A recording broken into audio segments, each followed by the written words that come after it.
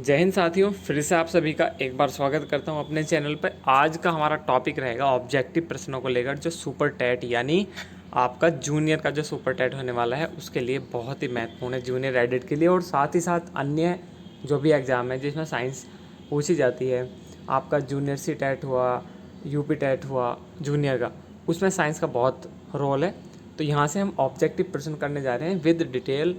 आइए शुरू करते हैं। इससे पहले मैं 2 वीडियो बना चुका हूँ इसके 2 ऑब्जेक्टिव प्रश्नों की। अगर आपने वे नहीं देखी तो आप प्लेलिस्ट में जाकर देख लीजिएगा, उसका लिंक मैं डिस्क्रिप्शन लिंक बॉक्स में दे दूँगा, ठीक है ना। चलिए तो शुरुआत करते हैं।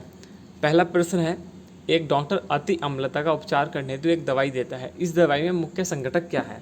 तो आपको मैं बता दूँ, इसके 2 ऑप्शन ऐसे हैं कि दोनों के दोनों में इसका उपचार या संघटक इसका है, लेकिन जो इसका अति अम्लता उपचार करने में औषधि का प्रयोग किया जाता है, किया तो AlOH का होल ट्वाइस का भी किया जाता है, लेकिन तो अधिक मात्रा में किया जाता है वो CaCO3।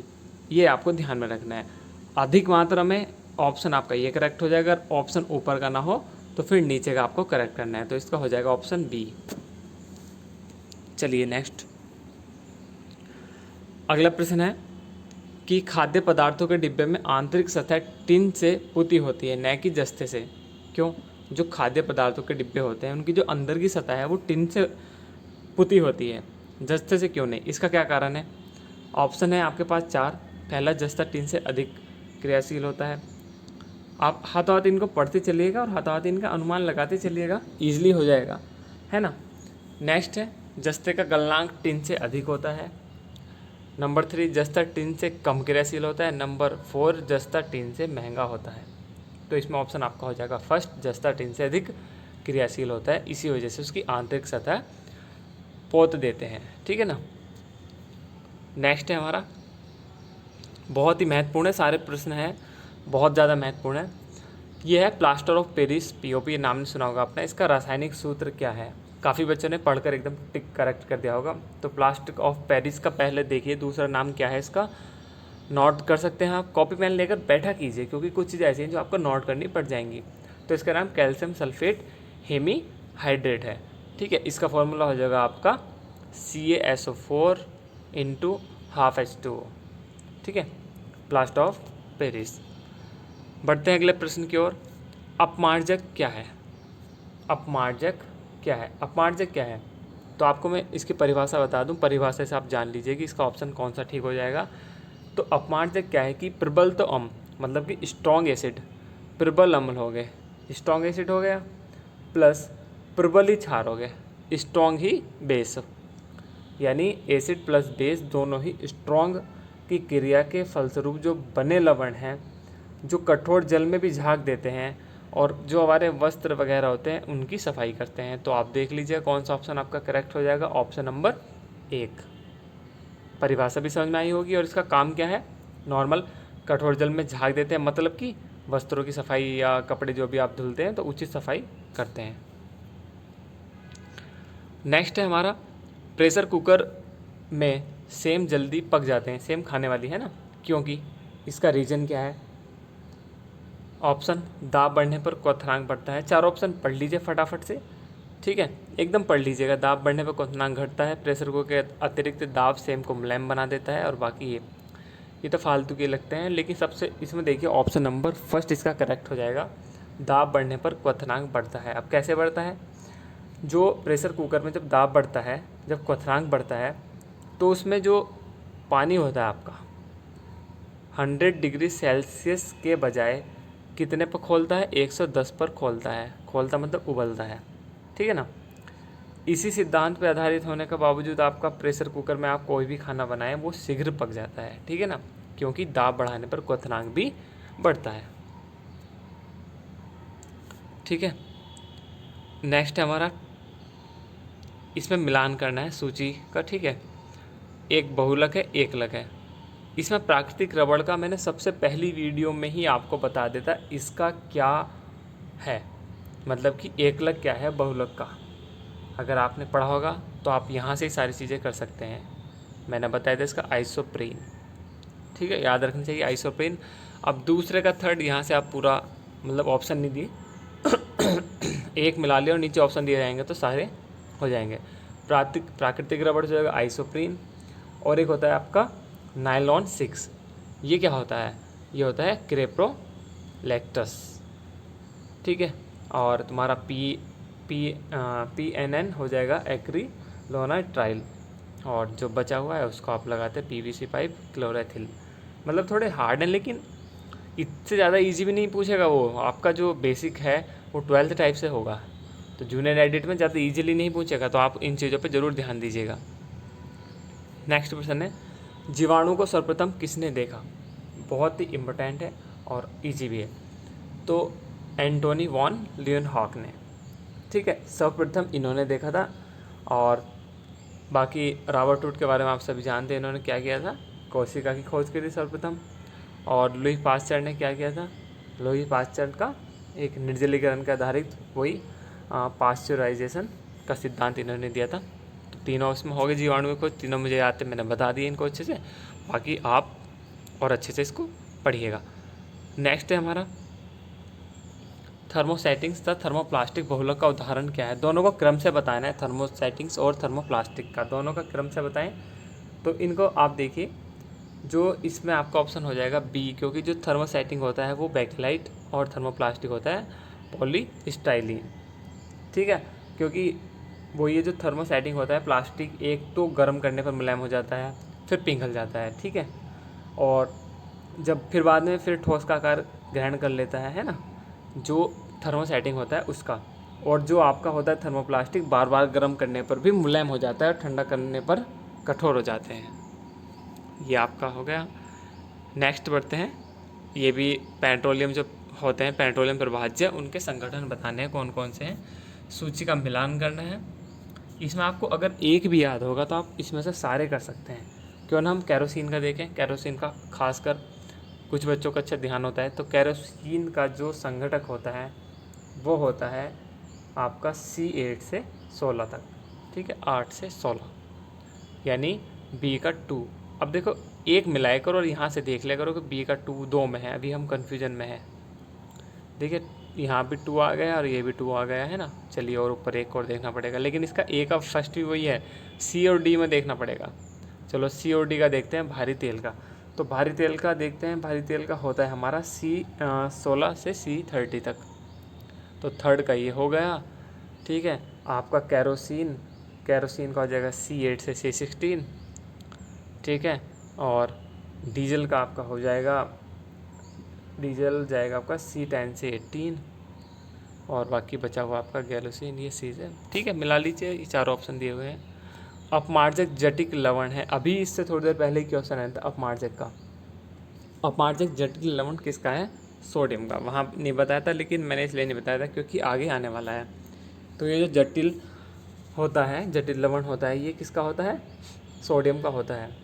पर इसमें सोडियम के साथ एक चीज़ और मिली होती है, तो सोडियम और पोटेशियम, ध्यान रखिएगा, सोडियम और पोटेशियम का होता है, वही अम्लों का सल्फेट है ना। दो चीज़ों का इसमें नहीं दिया हुआ, आपको ध्यान में रखना है। बहुत ही महत्वपूर्ण क्वेश्चन है अगला, LASER, इसकी खोज बतानी है किसने की थी? तो नॉर्मल थियोडोर मेमेन ने। लेज़र। कपास का बहुलक है, सबसे पहली वाली वीडियो में मैंने इसके बारे में पूरा डीपली बताया था, कपास का बहुलक क्या है। तो ये आपको ध्यान होना चाहिए, जिसने वीडियो नहीं देखी तो प्लीज़ प्लेलिस्ट में जाकर वीडियो देखें शुरू से, क्योंकि मैं कुछ चीज़ें कंसेप्ट भी करा रहा हूँ। प्रकाश और उस्मा मैंने काफ़ी चैप्टर करा दिए इसके 2, और भी डे बाई डे में कंप्लीट करा रहा हूँ। तो 32 का हो जाएगा आपका कपास का बहुलक सेलुलोज, ठीक है। तो इसका हो जाएगा सेलुलोज, ठीक है। वही इसमें कपास सतही रेशे होते हैं आवंटन के रूप में वगैरह वगैरह, है ना। चलिए नेक्स्ट है, निम्न में से कौन सा उत्पाद सड़क बनाने के काम में लिया जाता है? देखो, एक पीछे सड़क बनाने का भी आया था, तो इसका ऑप्शन हो जाएगा बिटुमेन। अब बिटुमेन क्या है? एक वही तो होता है ये, जिसे कंक्रीट मिलाकर सड़क का निर्माण किया जाता है, जिसे हिंदी भाषा में कोलतार कहते हैं। याद आया? सड़क को कोई आप दौड़े होंगे, बतेरे चले होंगे, है ना। तो वही चीज़ है, इसमें क्या मिला दिया जाता है, यानी बिटुमेन क्या होता है? यही होता है, जिसको कंक्रीट में मिलाकर सड़क का निर्माण। तो बिटुमेन का दूसरा नाम क्या हो जाएगा आपका? कोलतार। नेक्स्ट है हमारा विज्ञान नैसर्गिक वातावरण में हमारे शरीर में घटित घटना और वृत्तांत अनुसंधान एवं व्याख्या है। ये परिभाषा किसने दी थी? तो परिभाषा भी थोड़ा आपको ध्यान होनी चाहिए, एक दो तो खासकर होनी चाहिए। तो इतना चलो ये खास भी नहीं है, साइंस में ऐसा कुछ नहीं पूछा था, तो ये जैकोबसन है, लेकिन पूछने वाला तो कुछ भी पूछ सकता है, तो इसको भी आप ध्यान में रखिएगा। नेक्स्ट है फॉर्म के गद्दे एवं तकिए बने होते हैं। वेरी मोस्ट जो फॉर्म के तकिए आपने होंगे यूज करते होंगे वो किस चीज़ के बने होते हैं? तो वे होते हैं आपके पॉलीयूरेथेन के। ऑप्शन बी इसका करेक्ट हो जाएगा। और बढ़ते हैं अगले प्रश्न की ओर 36 की। निम्न में से किसका प्रयोग सौर सेल बनाने में नहीं हो सकता है? यहाँ पर कन्फ्यूज मत हो, ये कभी देखा तो हो सकता है और देखा 3 ऑप्शन मैंने तो ये वाला पढ़ा हुआ है, एकदम टिक मार दें। तो प्लेटिनम का यूज सौर सेल बनाने में नहीं किया जा सकता, ठीक है, क्योंकि ये कौन सी धातु है? एक्रियाशील धातु है, जिसमें प्रकाश अगर इसमें पड़ गया तो ये इलेक्ट्रॉन का उत्सर्जन होता है वो नहीं कर सकता। इसी वजह से इसे हम सौर सेल में यूज नहीं कर सकते। अगला प्रश्न, निम्न में से कौन सी फसल मिट्टी को नाइट्रोजन युक्त बनाती है? मिट्टी को नाइट्रोजन युक्त बनाने का सबसे बड़ा काम किसका है? ऑप्शन है गेहूँ, चना, आलू, मक्का। तो आपको बताना है इसका सबसे ज़्यादा रोल होता है चने का, ठीक है। नाइट्रोजन जो होता है स्थिरीकरण बैक्टीरिया, ठीक है, नाइट्रेट में परिवर्तित कर देते हैं, जिससे मिट्टी क्या हो जाती है? नाइट्रोजन युक्त हो जाती है।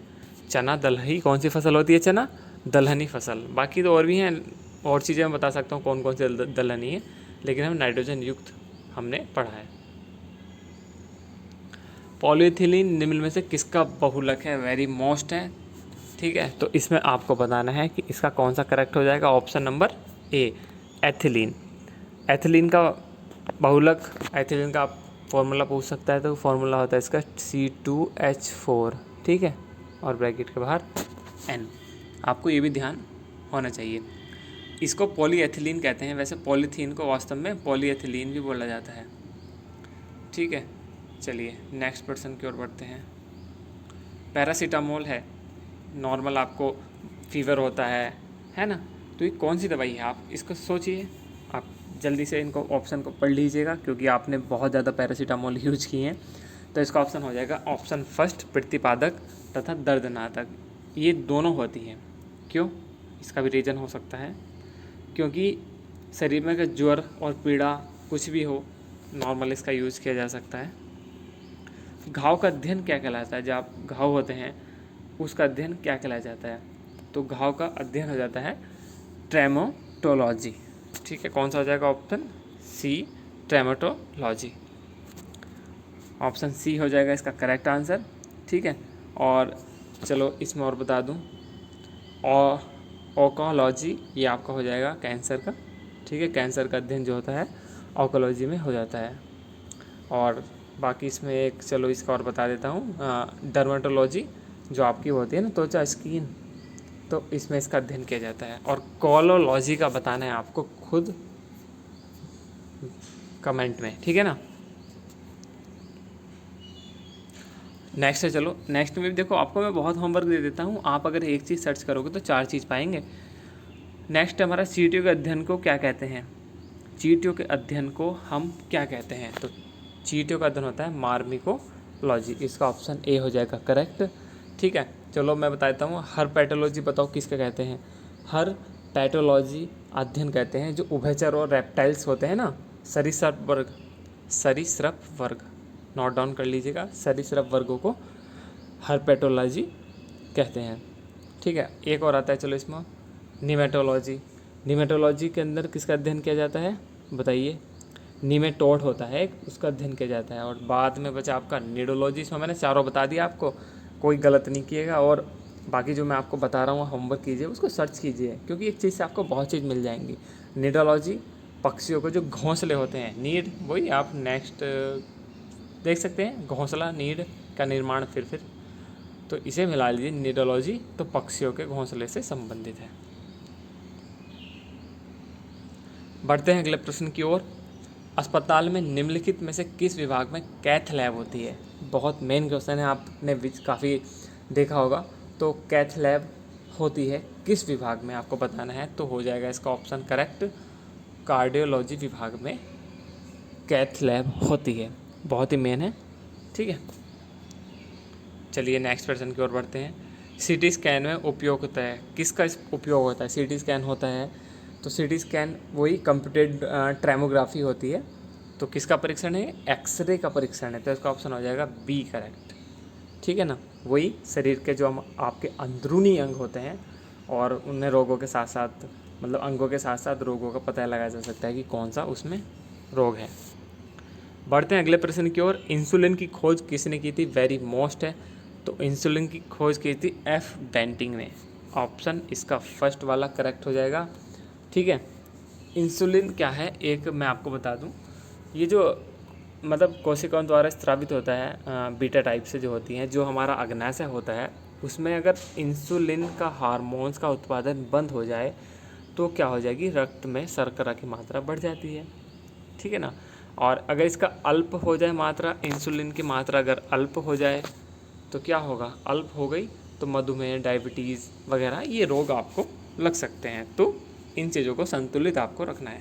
ठीक है ना।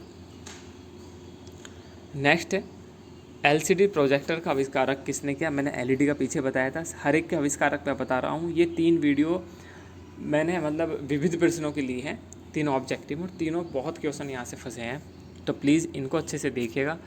एलसीडी प्रोजेक्टर का आविष्कार जो किया था, ऑप्शन इसका हो जाएगा क्या? ऑप्शन कौन सा हो जाएगा?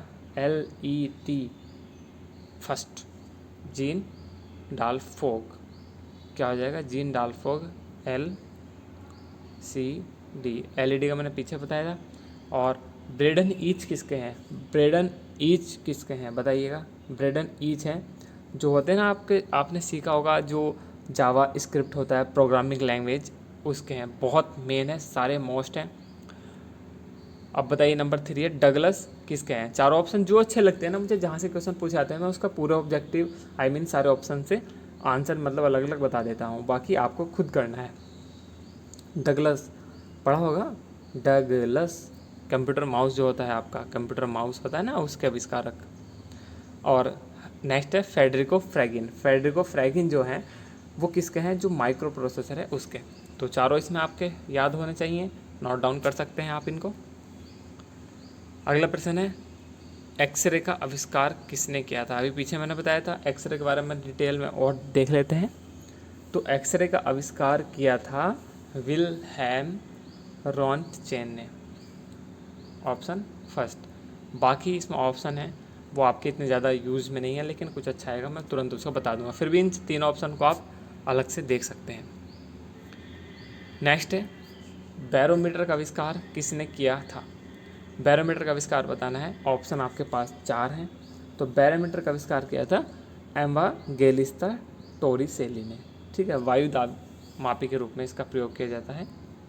एडवर्ड टेलर ये वगैरह आपको खुद देखने हैं, मैंने 2-3 काफ़ी बता दिया आपको। मैं आपके लिए पता क्यों छोड़ रहा हूँ ये चीज़ें, वीडियो को रोकिएगा और सर्च कीजिएगा, क्योंकि आप अगर एक चीज़ सर्च करेंगे तो आपको 4 चीज़ें मिलेंगी। तो please try to understand, you have to search please. मक्खन कोलाइट कब बनता है, कब बनता है? आपके पास चलो मैं ऐसे थोड़ा डिटेल में बता दूँ, ऑप्शन आप खुद बता दोगे इसका। ठीक है ना, मक्खन कोलाइड कब बनता है? जब मक्खन कोलाइड बनता है तो मक्खन की जो वो होती है ना फैट गुलिकाएँ होती हैं, तो वो पानी में छितरा जाती हैं, मतलब डिस्पर्स हो जाती हैं। तो जो जल की गुलिकाएँ होती हैं, फैट गुलिका, वसा गुलिका, तो उनके फैल जाने के कारण कोलाइडी विलन का निर्माण हो जाता है। तो अब गुलिकाएँ तो एक में ही आ रही हैं, ऑप्शन सी इसका करेक्ट हो जाएगा। ठीक है ना। उस रसायन का नाम बताइए जो आम को पकाने के काम आता है। वेरी मोस्ट क्वेश्चन है, तुरंत आंसर दे दीजिए फटाफट। तो इसका ऑप्शन आपका करेक्ट हो जाएगा बी, कैल्शियम कार्बाइड। वो कैसे? इसका पहला फॉर्मूला देख लीजिए क्या होता है, CaC2। ठीक है ना। और ये क्या है, मुख्यतः एसिटिलीन और कैल्शियम साइनामाइड बनाने में किया जाता है। जैसे नॉर्मल सी चीज़ है, इसका प्रयोग फल पकाने के लिए। इसका बताओ ना, जो कार्बाइड है इसका छोटा यानी थोड़ा सा भाग भी शरीर के लिए नुकसानदायक होता है। और कभी मतलब ये कैल्शियम कार्बाइड ये मुख्यतः किस चीज़ को पैदा करता है? कैंसर को ही पैदा करता है ये। कैंसर जैसी खतरनाक बीमारी इस चीज़ से ही होते हैं। जैसे अगर ये थोड़ा सा अगर किसी के भाग को बहुत नुकसानदायक हो सकता है तो इसका भी देखभाल के यूज ही होता है। चलिए नेक्स्ट प्रश्न है, बहुत ईजी है, आप सभी को पता है इसका, कि ठोस कार्बन डाइऑक्साइड किसको कहते हैं? ठोस कार्बन डाइऑक्साइड किसको कहते हैं? तो ऑप्शन आपका हो जाएगा सूखी बर्फ को। ठीक है, सूखी गैस बनाने के लिए ही CO2 का यूज किया जाता है और वो ठोस का रूप ले लेती है। वही सूखी बर्फ अत्यधिक ठंडी होती है, जिस वजह से इसका तापमान अगर मैं बताऊँ ना तो 78.5 डिग्री फ़ारेनहाइट होता है, फ़ारेनहाइट सॉरी। ठीक है, और विशेषता इसकी ये होती है कि जैसे बर्फ़ को सीधे गैस अवस्था में बदल दिया जाता है, ऊध्र्वपातन वगैरह इस प्रक्रिया से ही होता है। नेक्स्ट है, निम्न में से कौन सी गैस हास्य गैस कहलाती है? हास्य गैस कहते हैं। बहुत मेन क्वेश्चन है, आखिरी क्वेश्चन है आपका। वीडियो काफ़ी लंबी है लेकिन क्वेश्चन बहुत सारे हैं इसमें, कल से ज़्यादा ले लिए मैंने, तो थोड़ा मतलब मैं डिटेल में कम बताऊँ तो कम समय लगता है, ठीक है ना। हास्य गैस होती है नाइट्रस ऑक्साइड। हास्य गैस वही वाली हा हा हा जिसे सुन के आप हंसे, ये हास्य गैस मीठी हवा जैसी होती है। इसको एक नाम और है हाइपोनाइट्रस ऑक्साइड, हाइपोनाइट्रस ऑक्साइड लिख लीजिएगा, ठीक है। इसका स्वाद कैसा होता है? मीठा। अगर ये चखने लगे तो इसका स्वाद मीठा होता है। वही रंगहीन एज्वनशील गैस है ना, जो इसका प्रयोग है वो शल्य चिकित्सा, दंत चिकित्सा में किया जाता है, ठीक है ना। और इसका प्रयोग रॉकेट और मोटर इंजन के इंजन को शक्ति बढ़ाने में किया जाता है। हास्य गैस, ठीक है ना। नॉर्मल ये हंसने वाली गैस भी इसको बोलते हैं, इसका फॉर्मूला आपको खुद बताना है क्या होता है, ठीक है। चलो मैं बताता हूँ N2O, ठीक है। चलिए अगला नेक्स्ट और आखिरी प्रश्न है हमारा, ऑक्सीजन की खोज किसने की थी? वेरी मोस्ट क्वेश्चन है, इसका ऑप्शन हो जाएगा कार्ल सीले ने। ऑक्सीजन के बारे में थोड़ा चलो आपको बता ही देता हूँ। देखो एक चीज़ है, उसके बारे में थोड़ा पूरा पढ़ लें तो अच्छा होता है। ऑक्सीजन क्या है? एक रंगीन, स्वादहीन, गंधरहित गैस है, ठीक है ना। अब ये एक रासायनिक तत्व है, इसकी खोज अगर बात करें तो अध्ययन में जे प्रिस्टिल्ले भी थे, लेकिन सीले का ज़्यादा रोल था। और लगभग 1772 के आसपास कॉल सीले ने पोटेशियम नाइट्रेट को गर्म करके ऑक्सीजन गैस तैयार किया था और प्रकाशित हो गया था 1777 में। यह है ऑक्सीजन का इतिहास जो आप लेते हैं। फिर उसके बाद 1774 में जोसेफ प्रिस्टिल्ले ने क्या किया कि एक मर्क्यूरिक ऑक्साइड को गर्म करके ऑक्सीजन का निर्माण किया था। फिर एंटनी लेब्रोजे ने इस गैस के गुणों का वर्णन किया, फिर इसका नाम ऑक्सीजन रखा, जिसका अर्थ है अम्ल उत्पादक। पूछ लेता है इसका अर्थ क्या है? अम्ल उत्पादक। तो ये था आज का पूरा कंप्लीट वीडियो आपके लिए। तो उम्मीद करता हूँ आपको वीडियो ज़रूर पसंद आया होगा। अगर पसंद आया होगा तो जितना हो सके गाइस इसको शेयर कीजिए और हमारे चैनल को सब्सक्राइब करना न भूलें फॉर लेटेस्ट अपडेट और अच्छी वीडियोज़ के लिए। Thank you so much.